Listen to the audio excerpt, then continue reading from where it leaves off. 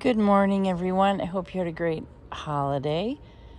Walter and I are sitting outside on a, beautiful sunny Tuesday. It's June 1st, which means that champagne and raspberries, I have raspberries, is coming up 2 weeks from last Saturday, which means that I am reading like crazy. And I just wanted to go through my weekend reads because I have a lot of thoughts about them. I can't remember how this one came to me. Laura Hankin, A Special Place for Women. I think it came up in one of the publishers at his Penguin Random House when they tell me they really like a book. And maybe because it has been optioned for a TV miniseries. She is great at dialogue. And this one is very fun. Total page turner. You can see it being a TV miniseries. And it's basically about super high powered New York women who are definitely girl bosses. They are in charge of their own income and they have made their own place in the world. And so it is definitely a look at sort of rich New Yorkers and a private club they find, which is called this.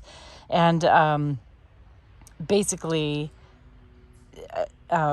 just out of work journalist in New York decides to infiltrate and write about what they're really doing. Are they all doing things pro bono and all for the good? So it's really enjoyable, total page turner. And then I am a Nick Hornby fan. He also has been adapted for movies. You might remember High Fidelity and About a Boy, which I took out again because I liked this so much. This is definitely a book if you like domestic stories, well told, not fast paced, the opposite, really getting to know a few people very, very well. And this is sort of, I hate describing it as a May-September romance, but basically a woman with an 8 and 10-year-old and a just loser ex-husband, which she has recently shed, meets a 22-year-old who seems to be going nowhere, but is just the perfect person who is taking his life in a straightforward way, and he is reliable. He is just the perfect person in every way, but some of the things that society might think about a May-September romance. Such great dialogue, such a wonderful look at current events in slight offshoots, but not too much. Definitely things realistically that people of this age and stage would be thinking about. I just loved it. And similarly, when Jenny and Bill came over, I cooked from the Champagne and Raspberries cookbook demonstration. This one, I just keep marking up. Ooh, I opened right to it. I made for Jenny and Bill this so simple shrimp dish that you put in the oven.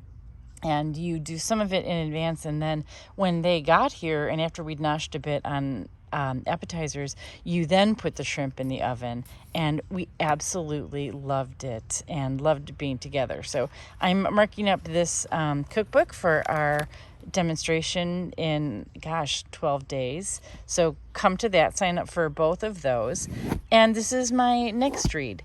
And before I move on, though, this kind of, for a couple reasons, sent me to a movie this weekend called Sweet Life. I think because I'm sort of following actors that I love in my free time, movie time, and Alan Cummings came up, and he is in a movie not by Nick Hornby, but it's called Sweet Life, and sort of similar. Like, you get to know a few people really, really well in this movie, and I'm going to attach information on that here. Absolutely loved it. Gorgeous cinematography, Minnesota 1920s rural setting. I just loved it. This is my next book, Olympus, Texas. I'm going to read that for you in time for raspberries, and I'll let you know. Enjoy the sunshine.